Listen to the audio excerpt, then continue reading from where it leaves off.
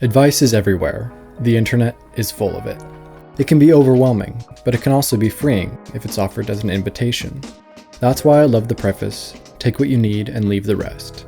It gives me permission to trust myself. I don't need that preface as much anymore, because I've learned to see all of life's opportunities as invitations, and I give myself permission to choose. I want that for you too. That's why my best advice is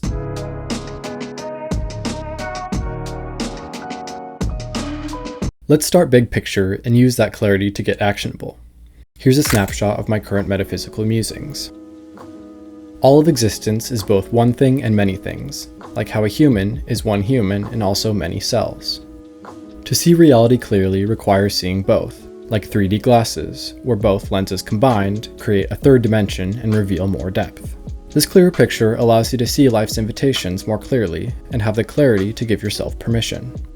Existence as one thing is non-dualistic. There's no good or bad, past, future, cause-effect, self-other, love, hate, or anything in between.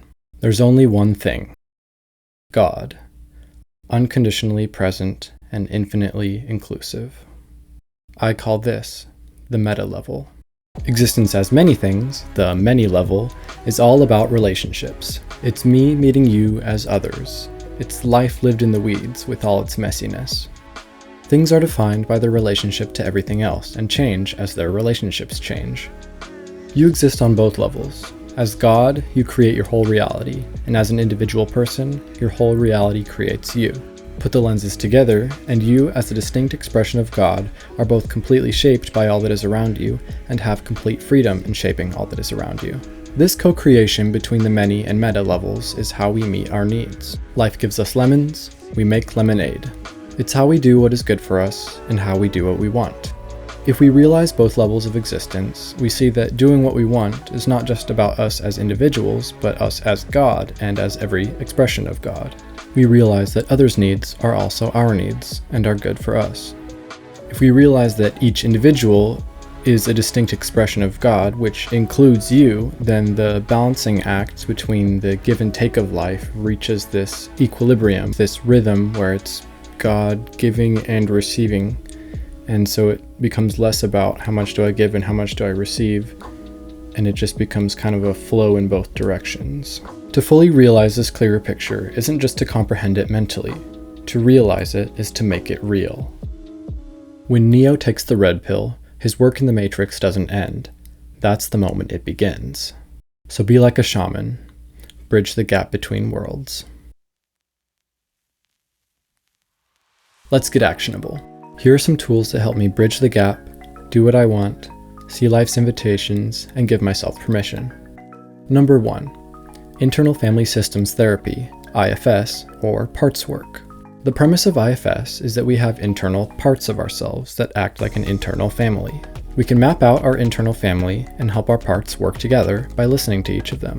We bring in the unconditional presence of the meta level, the God within us, which IFS calls the self, and watch over ourselves as many. The self acts as a mediator, helping parts fully realize their role within the larger internal family. Through this process, parts become integrated and their gifts fully realized. When you integrate your parts, you will give yourself more and more permission, because when your parts are aligned, all of you permits whatever you do. Tool number 2, the work of Byron Katie. The work is a practice of questioning thoughts and stories about life that cause suffering. Often they are some version of, this shouldn't be the way it is.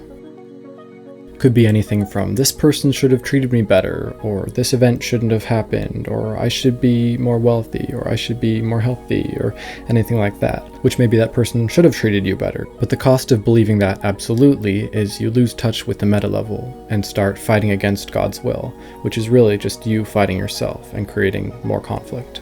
Just as your parts can learn to work together, when you question those thoughts, you are no longer in conflict with reality.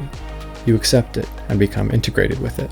You give permission for life to be exactly as it is, for you as God to do what you want. Tool number 3, feeling and being in the body.